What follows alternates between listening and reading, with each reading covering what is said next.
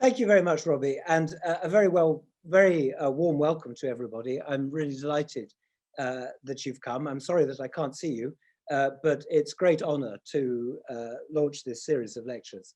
Now, I thought what I'll do here is I'll switch myself off so that I don't distract you, and then continue from there, like this. There we go. Now, as I'm speaking to an expert audience who already know a lot more than I do about Lutyens' work as a whole, I thought that what I would do this evening is to take one particular Lutyens theme and then show you some examples of where those ideas cropped up in the work of his contemporaries. That's the idea of fusing of the old with the new within a single new house. And although Lutyens was very good at it, it's very surprising to me how little has been said about the phenomenon as a whole. Now, here, of course, is a photograph of Great Maytham Hall. And from this angle, and in fact, from both of its two main fronts, it looks like a new house. But of course, it is not, as a glimpse of it from either its narrow west or east ends would reveal. It's got inside it the shell of a previous Georgian house. Lutyens did this much more than the casual observer might think. And I'm very struck by the fact that although we recognize that some of his great works are adaptations of historic buildings, we tend to think of them as entirely new creations. But it's possible to look at some of them, Ashby St. Ledgers, for example, as really complicated mixtures of the old and the new, and the pleasure lies in the mixture rather than in the new or the old part alone. Now, Country Life's critic Lawrence Weaver was often very perceptive. In fact, I think there's a case for saying that he was actually the first modern architecture critic. If you think of Ruskin as his predecessor, you'll know exactly what I mean. He said something very striking about Great Maytham Hall. He said that Lutyens had picked up the thread, those were his words, picked up the thread where the original builder James Moneypenny had left it in 1720.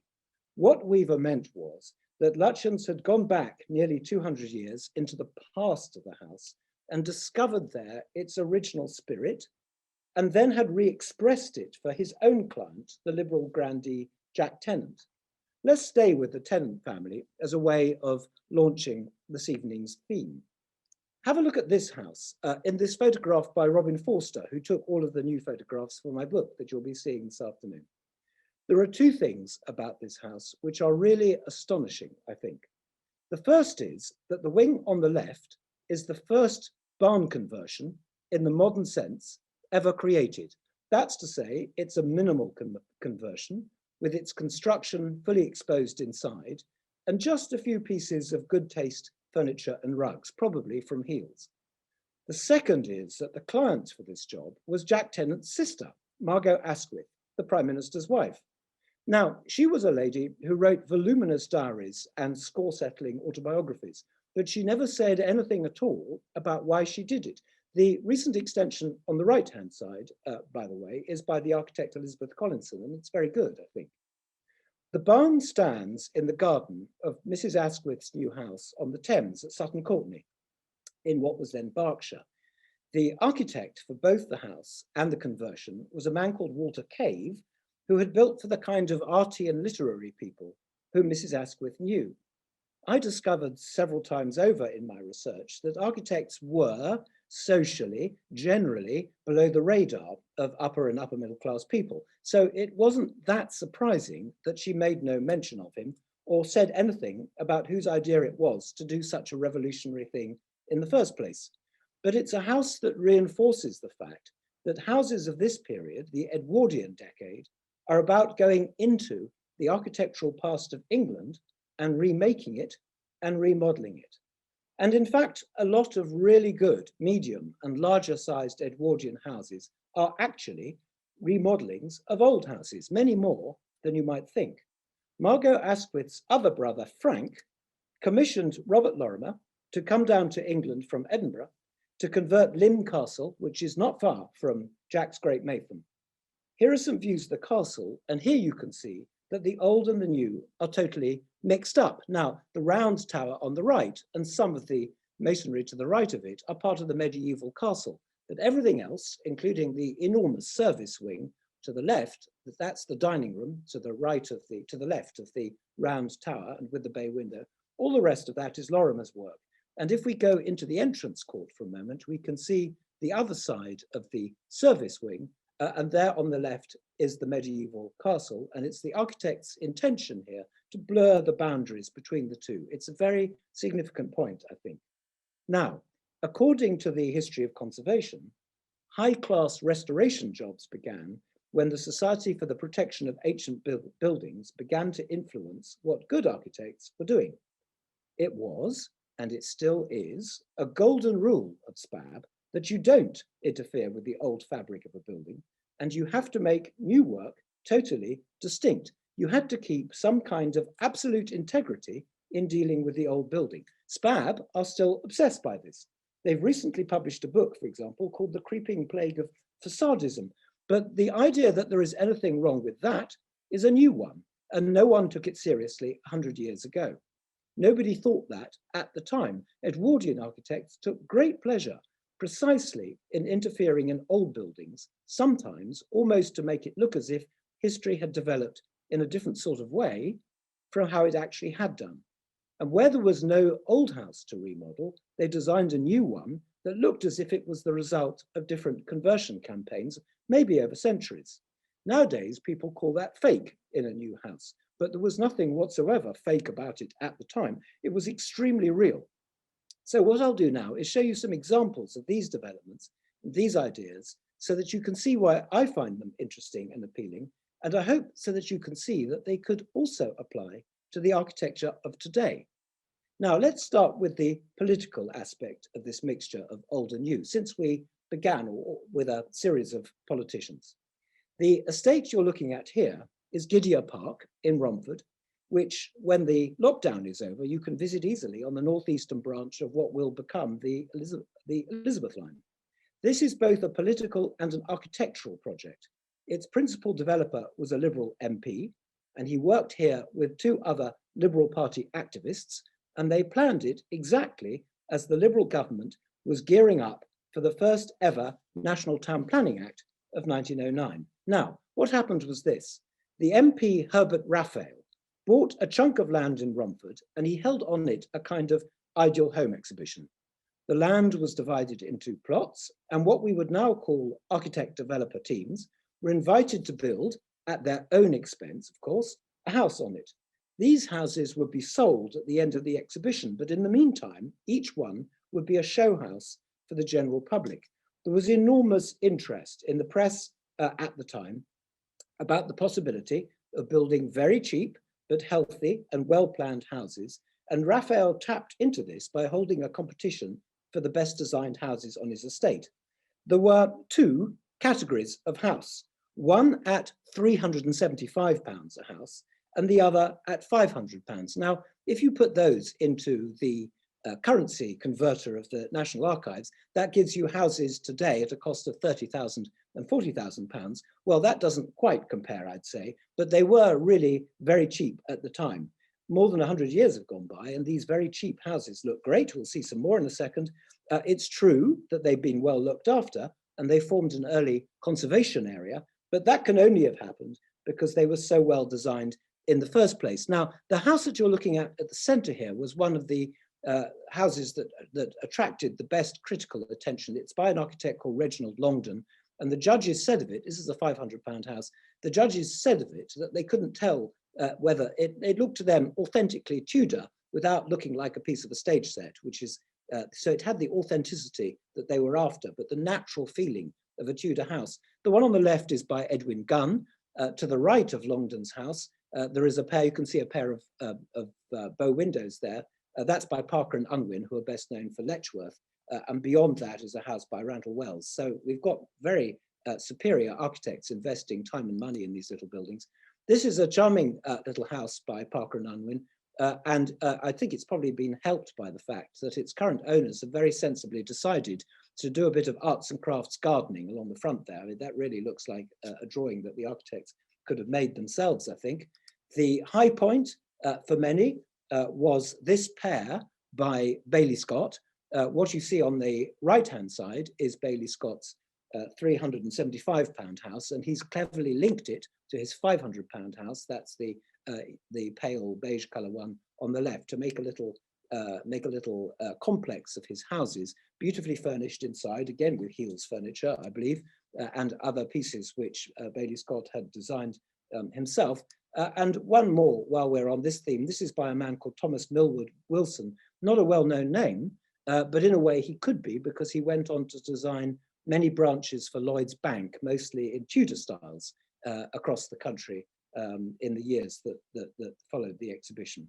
Now, this collection of houses generated a lot of interest in the popular press, as well as in the professional press, which anyway, at the time, was full of stories about new houses. This is a page from the catalogue, and you can see that every effort was made to demonstrate precisely what each house was like. Every plan was different.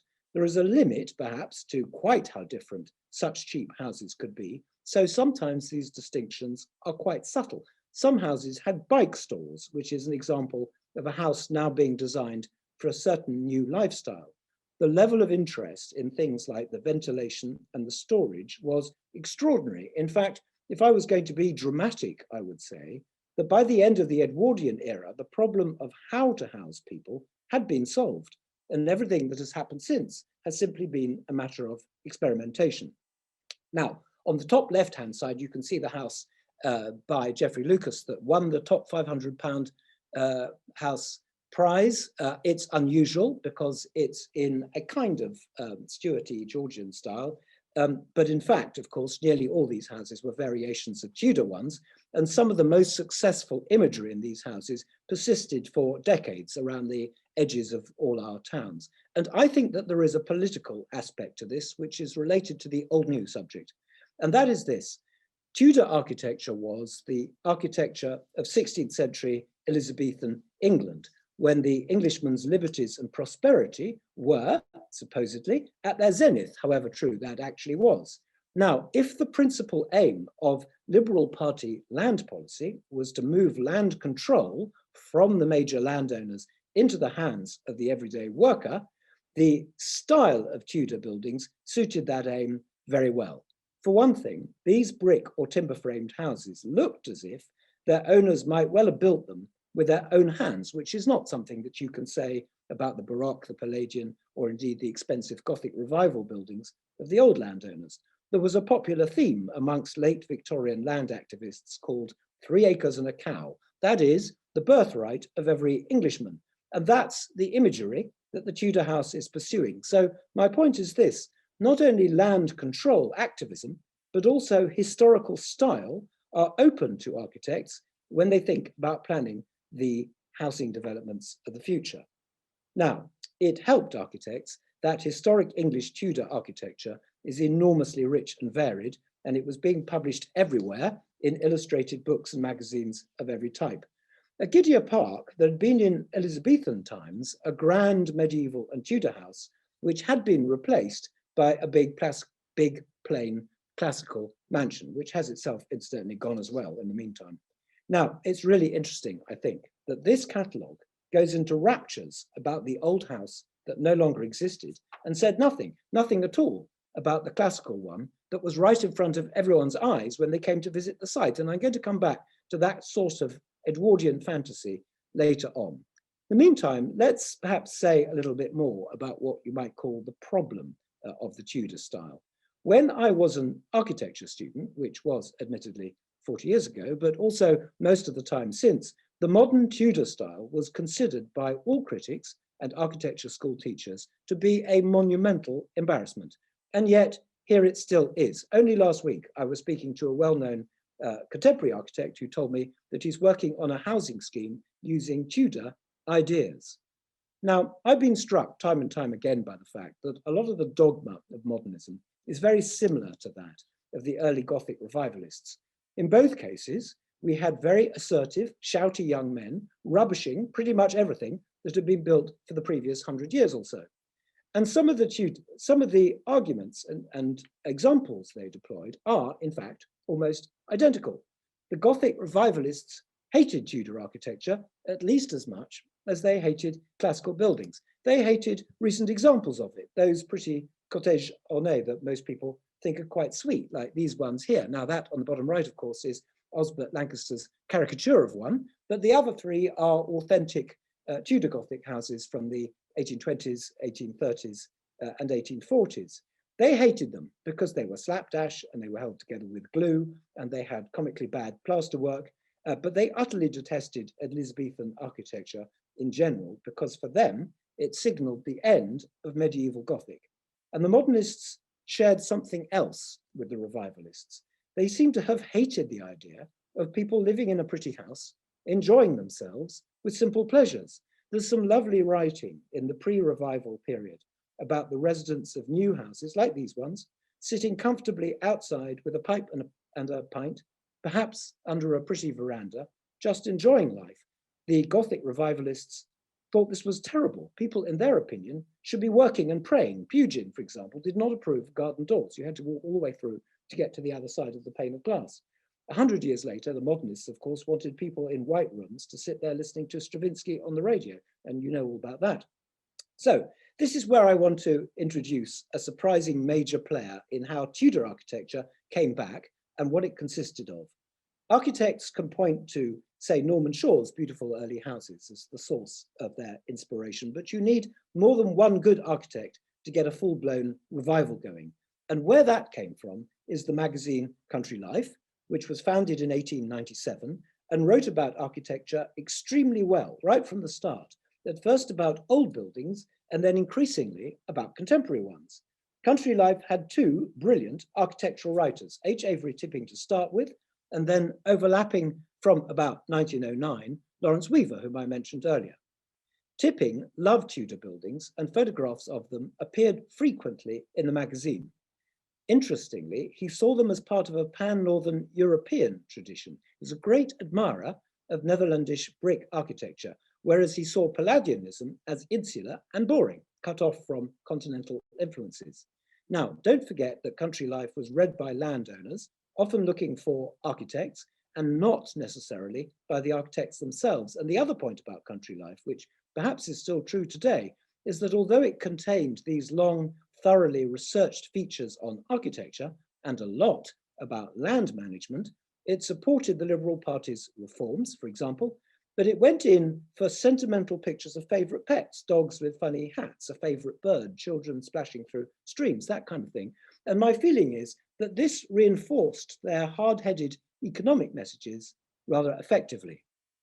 Now, here are some examples of the type of modern building that Country Life thought was exemplary. And this is in the period before they discovered Lutyens. And they tell us what they've been looking for when Lutyens appears on the horizon.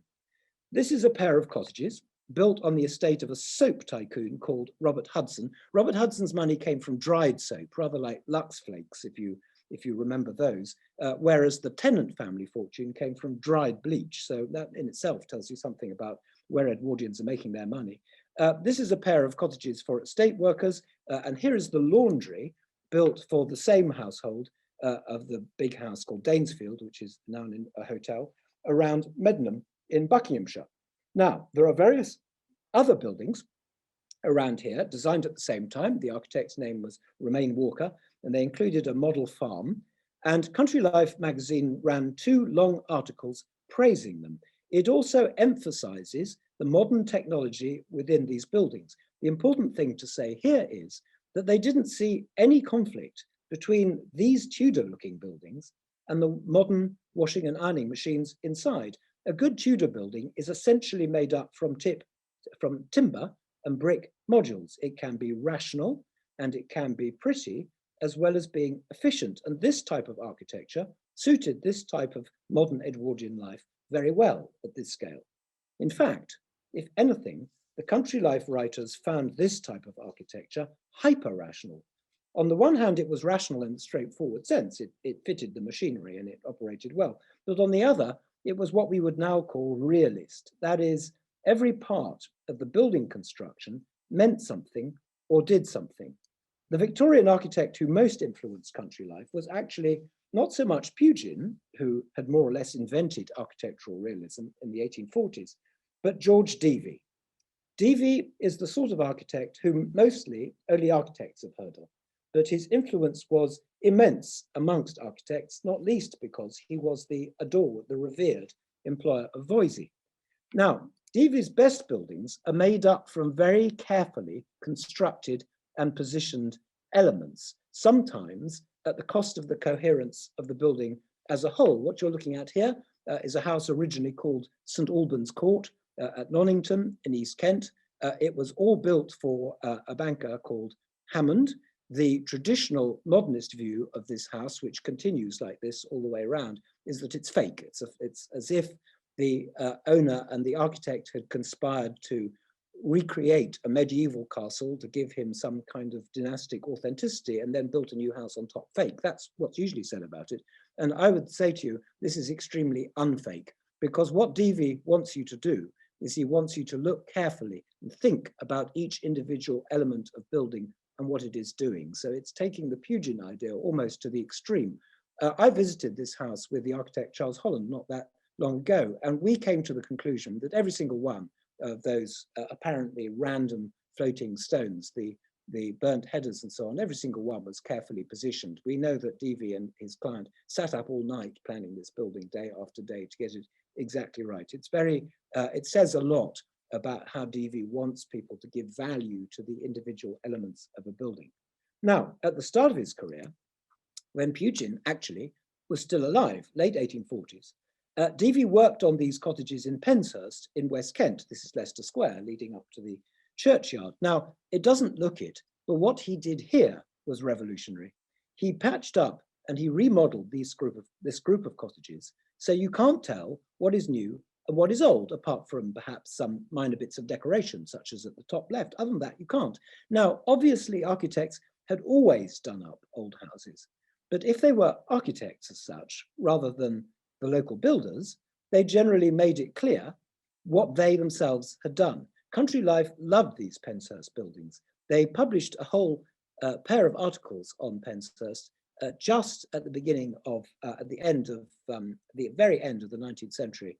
And they review it and look back at what Devy has done there. They also thought that they were really pretty. This is the back of this is the churchyard side. And again, you can't really see what is old and what is new. Devy knew his building details and he could go back into these old houses and make them and make more of it. But look at this one. This is really pretty, I think. So what these buildings are doing is what Country Life itself was doing, which is the sentimental thing as well as the rational ones. Now, there are two more things to be said about Country Life before moving on to the third and final subject about old and new. The magazine took enormous interest in everyday building details, such as windows, doors, and chimneys. They were well ahead of the professional architectural press in this. With big houses, what they liked was the juxtaposition of different styles of building, and with small ones, what they liked was good, simple quality. And the other thing that the magazine did was to promote the design of good, new, modern houses. They went to Letchworth to report on it, for example. They thought it was boring, by the way. And they ran two articles on Gideo Park, which by contrast they thought was a lot more interesting, and where Lawrence Weaver was one of the judges. The other architectural magazines, such as the Architectural Review, which, as it happens, first came out the month before Country Life, at the very end of 1896, didn't focus on houses. And in any case, they had to deal with what architects sent in rather than with what they themselves actually wanted. So, what were the best architects doing when they remodeled old houses? Country Life liked houses that had several different styles going on inside them at once. In fact, when big country houses did this, they might appear in the magazine more than once. South Wraxall in Wiltshire, for example, is basically a medieval house, but it has a classical Tuscan loggia inserted into an earlier style of building, and that was clearly a favorite. They also liked it when the combination was quite extreme. So you might have, for example, a Baroque fireplace inside, a new Baroque fireplace, inside a new Tudor room, for example. Actually, one recent architect who had done precisely that was Philip Webb, whom Tipping and Weaver thought was head and shoulders above the rest. Now, if you read the standard modernist canon, books like Pevsner's on the early history of modernism, for example, you might think that Webb is famous because he didn't work in a particular historical style, and because he's founded SPAB with William Morris to preserve the purity of the historical fabric of buildings. But in fact, when designing a new building, Philip Webb often worked in several styles at once, different types of window on the same wall, casements next to double-hung vertical sliding sash, for example.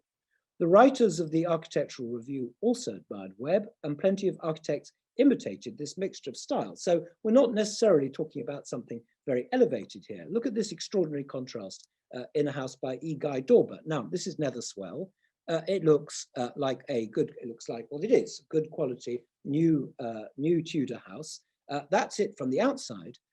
If you were to go into the drawing room when the house was new, this is what you'd find, because the architect brought into it a man called Marcel Boulanger, who was one of the interior designers of the Ritz Hotel a couple of years later, to do the interior. So you have this astonishing, not clash exactly, but more juxtaposition of different styles. What they were after essentially was the quality of the elements, and what interested them was how you put, for example, a classical sitting room inside a Tudor house. Now, you don't have to do these powerful juxtapositions. I don't know if you saw the BBC version of Howard's End a couple of years ago, but if you did, you might recognize this house from that. This is Van, near Hambledon in Surrey, south of Godalming, and it stood in for Howard's End of the novel, which was a brilliant piece of location casting, because this house had in fact only just been designed and built when E.M. Forster published his book in 1910. The book in the novel is supposed to be, as you will remember, representative of an ancient English house rooted in the soil and so on, and Van looks precisely like this. But this is a new house, and it's a very unspab house. In fact, the architect W.D. Carrow, who designed it for his own family, who still lived there, had quite a few battles with them because he moved old bits of construction around inside. Now, it's not a completely new house in the sense that there are bits in it, mostly in that half timber wing on the left-hand side. There are bits in there of the previous construction. But what Carrow did was he added to it, he moved bits here and there, and then made it very hard to distinguish what was the older bit and what was the newer bit. This is the corridor leading to the old barn, which Carrow essentially converted into a kind of party room with a big billiard table. Now, he didn't lovingly restore it. What he did was he swapped purlins and wall plates because of the condition of the timbers, and he rotated the old timber piers inside the barn. They'd been abraded on the inside by the cattle bashing past for a couple of 100 years. So he moved everything around to make a good room. He inserts a Jacobean ceiling from Wales, for example, into the drawing room. It's a mixture of different types of things. And the criterion here is the quality of the individual details and not the age of it or the purity of it.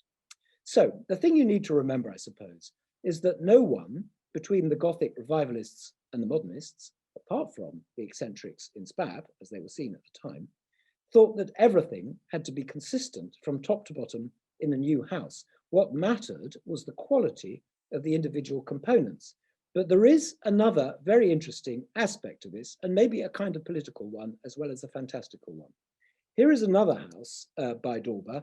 This one is called Tuesley Court, and actually it's not far from Van. It's outside Godalming. It's a convent today with a different name.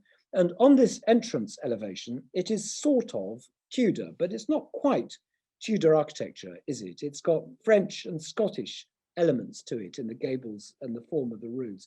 And what it's doing, I suppose, is that it is suggesting that history in the 17th century had somehow turned out differently. There is an enormous interest in 17th century architecture and in taking elements from the end of the 18th century and 17th century and mixing them with ones from the Jacobean period. So it's kind of suggesting that it was different. It's more what would have happened if there had been more French influence in England in a century where there really wasn't. Now, here's another picture of Lymm Castle, which we saw earlier, and you can see that Lorimer has introduced Scottish elements to it, as if this was a kind of all-British castle that had never actually existed in reality. Now, you can imagine that a Jacobite might do this, can't you? People my age read children's stories by Joan Aiken when we were young about an England in which the Stuarts remained in power and the Hanoverians with their Palladian architecture never actually happened.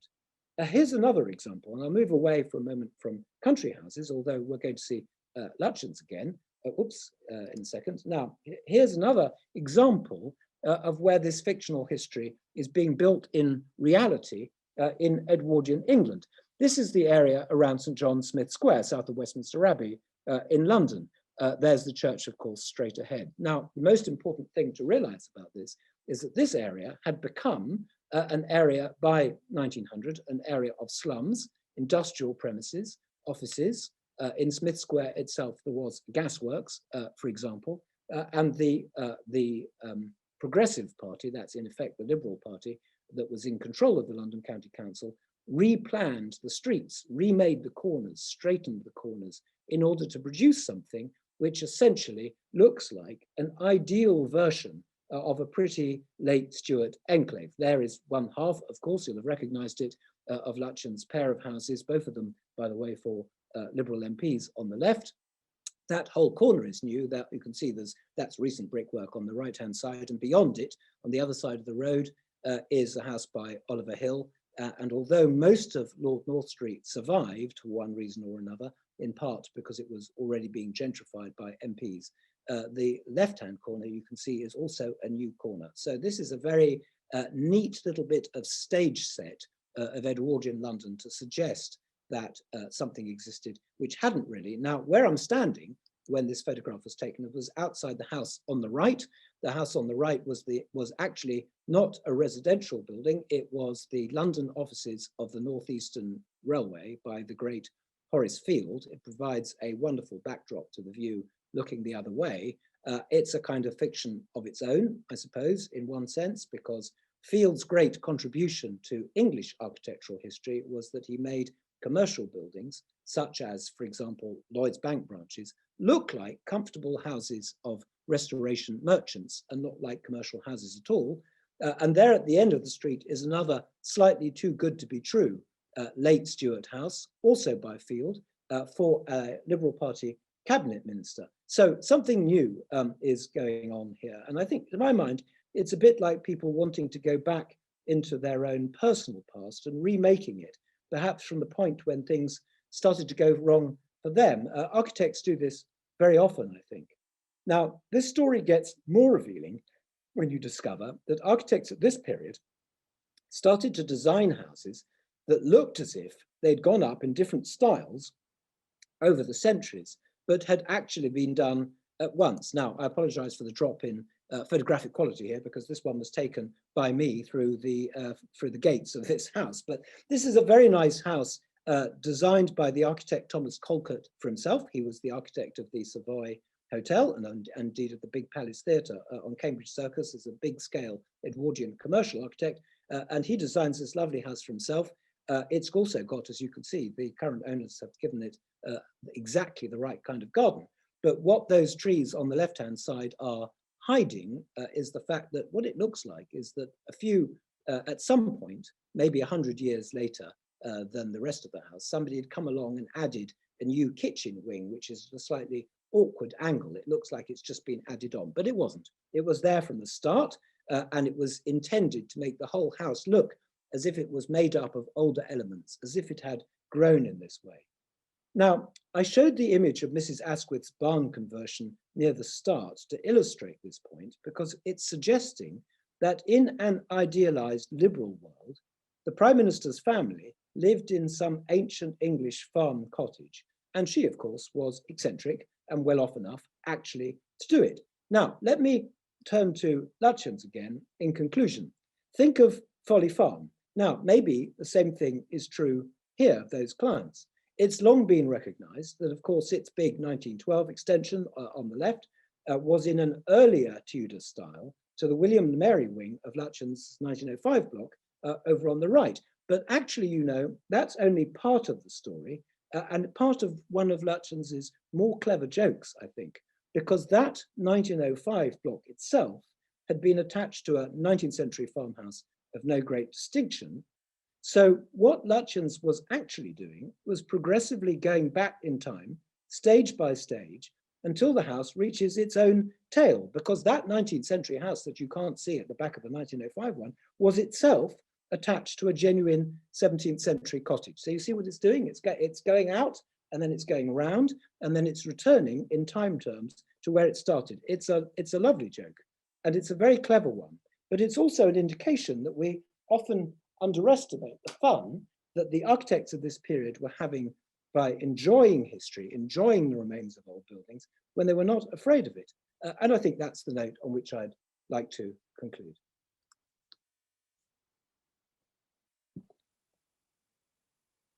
Well, thank you so much. That was an extraordinary way to start this series off, and to set the world of architecture of this period in extraordinary breadth in such a short time, to cover so many well-known names and the work of perhaps those who should be known better. So thank you very much for that. And I think, as you said at the end there, with the great link back to Lutyens, it was quite apparent the fun and creativity that was coming out of this, the huge variety in style and output from what was quite clearly a very talented generation of architects. I think it was also particularly interesting to have the moment to reflect on Gideo Park. And that leads probably nicely to one of our first questions, which from Eric, which asked really, how does Gideo Park differ from the work at Hampstead Garden Suburbs? It's more, you know, there's a kind of simple answer for this, and that is that it's more normal in a way. It's showing that this kind of architecture can be for everyone. It's really cheap, and the houses in Hampstead Garden Suburb were never really cheap in quite that way. So you can see Gideo Park as what it was always intended to be, which is an opportunity for everybody to see how high quality you can reach in terms of the quality of living inside the house, and literally talking about heating and ventilation and bike stalls and all that, and where the bin is and all those things. There's much more interest in that in Gideo Park. Now, Gideo Park suffers from the fact, if you call it that, of where every single house looks completely different from its neighbour, and so it actually looks a bit of a jumble. I have the feeling that one of the reasons why Letchworth, perhaps it's less true of Hampstead, because in Hampstead Garden Suburb, the standard of the architecture was generally higher. But one of the reasons why Letchworth attracted so much historical attention is in fact nothing to do with the design of the buildings at all. It's much more to do with the bigger political theme of land ownership and land control, because it's such a dramatic change, and because it begins to flag up what happens in the future. The 1947 Town Planning Act, when essentially rights of development are nationalised by the state. Of course, a miniature version of that is what is happening at Hampstead Garden Suburb and at Letchworth, because the cooperative ownership is itself taking the profit from the land development. So in a way, they are, with some exceptions for some of the very fine buildings in Hampstead, they are part of a different kind of story.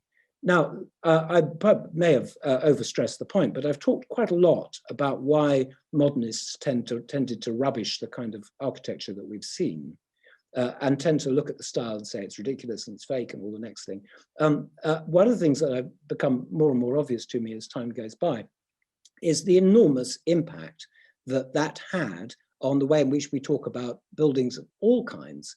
So in conclusion to that, I'd say that the reason why we talk a lot about Hampstead and about Letchworth and not enough about Gideo Park is because they're part of the teleological story, aren't they? That's the correct way of putting it. We look at them because they're like signaling forward to the modern world that we know. And Gideo Park is not specially, I don't think. It's doing a thing of precisely its own date.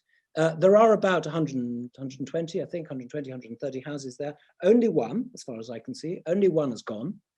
It was a house that was so Tudor, it had tiny windows, and the ruder people said it looked as if a caveman should be living in it. But by and large, it's been enormously successful and really well looked after. And I couldn't emphasize more how enjoyable it is to go there. It's also got, well, as you saw to some extent, it's got well-known architects jumbled up with less well-known ones. And it has quite a few people at the very start of their career, just before they really get going.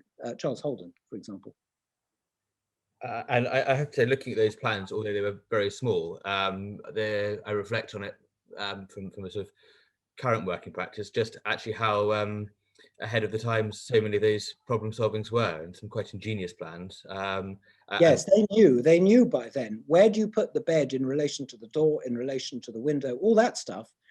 We haven't really advanced beyond that, because all that stuff, they'd worked it out. I mean, I don't say we haven't advanced. Of course, we've done many things since, but the actual problem, how do you do it? How do you sort out the, I mean, for example, it's a small detail, give you a part, but it's not an unimportant one. You begin to see a thing that looks like a modern kitchen, as opposed to a living room and a scullery off it. That's very distinct, actually, and that's the kind of kitchen that we have now beginning to appear. And I think that was probably the only thing that probably has moved on, is that you now have probably the kitchen moving into the larger space. And yes, it went on getting bigger, didn't it? The kitchen. I don't know what that says about us, but it's true. We've got a very good question from Anna, asking really, how did this juxtaposition of styles, the modern, the older, the French, the Scottish, the Italian, the English, come to the fore in quite such strength at this time? I think it's because country life went out and looked for it. That's what I think.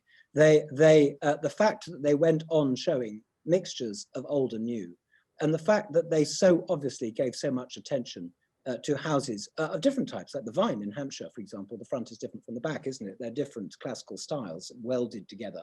And when they saw, this is what they were on the lookout for, and when they saw that Lutyens was not only doing it, as many people were doing it, but was doing it really well, even in the earliest house, where there is a beautiful white shiny interior inside a Tudor brick building, and he does that more than once, of course, you could see that they want to promote it. And it's very significant that the Country Life is not really addressing architects. I don't know how many architects read Country Life, but I think probably not very many, unless they were on the lookout for clients, which they might have been.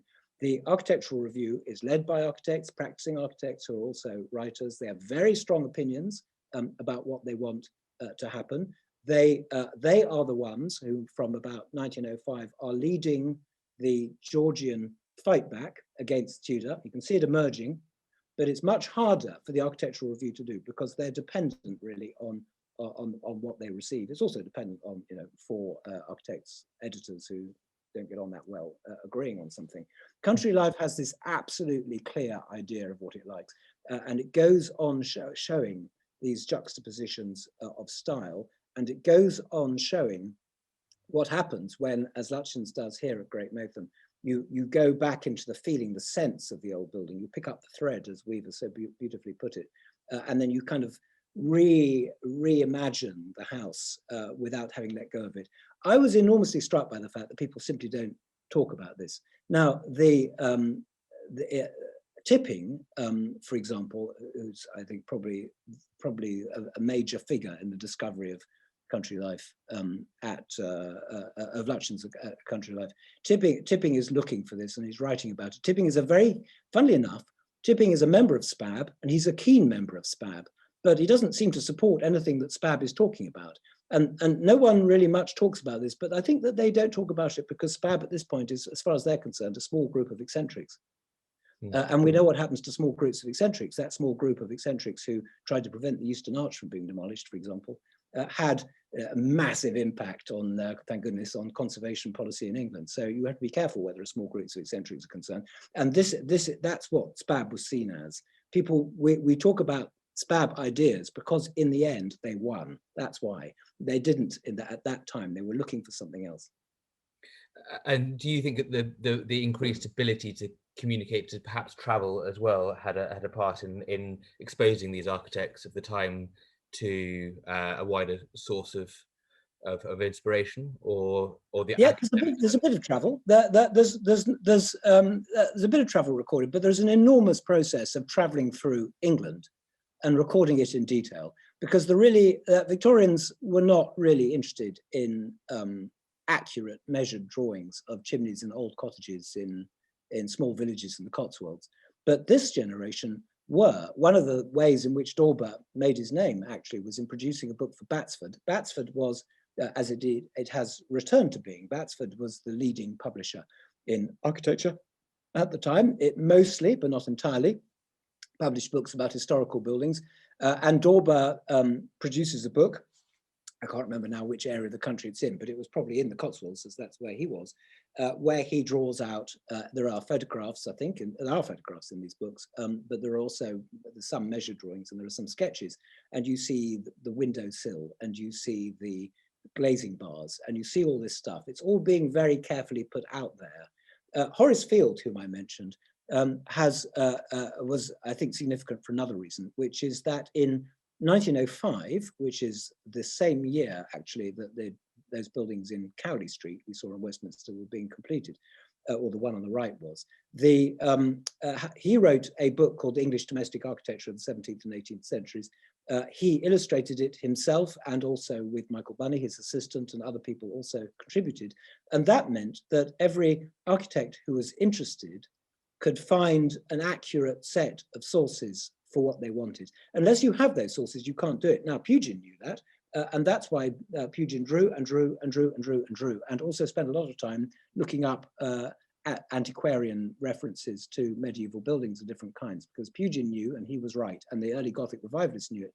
You can't have a change unless you've got the knowledge, and Country Life and Batsford in particular were going out and producing enormous stuff. And this ranges from cheap Batsford books that just cost a couple of shillings, right the way through to the expensive end, also by Batsford. There's a fantastic book by Thomas Garner called The Tudor Architecture of England. And if you read through the names of the subscribers, you see one person after the next from that roll call of well-known Edwardian house architects. They all fell on this stuff and they learned details from it, and they started to do it really well.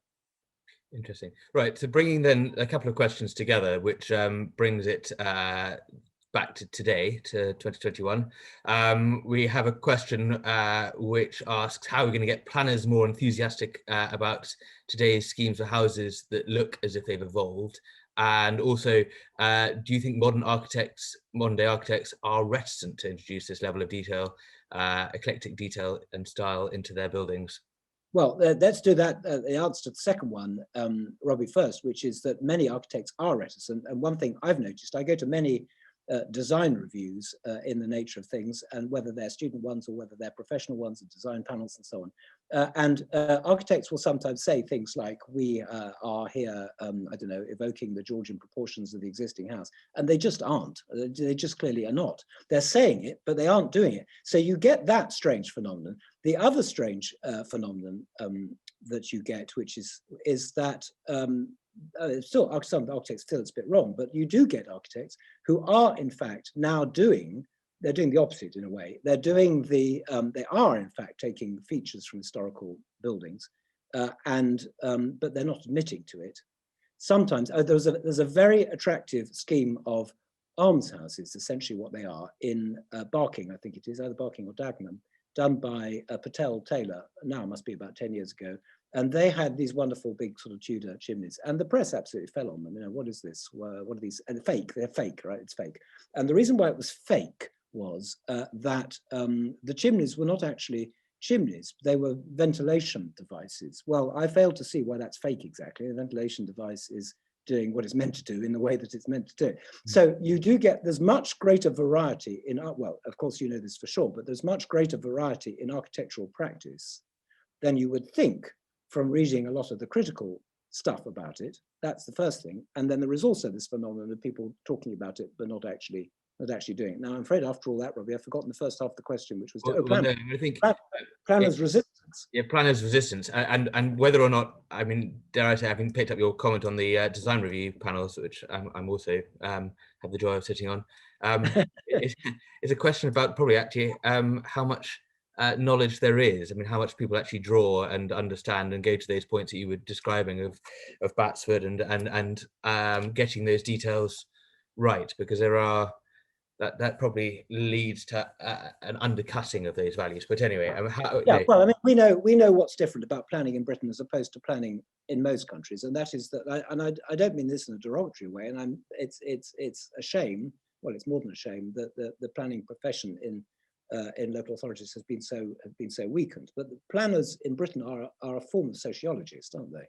And they're meant to be, right? Because this is a country that's much more interested in the politics and sociology of building than it is in the actual appearance of a building. When I built my own house down here, I'm speaking to you from Thanet.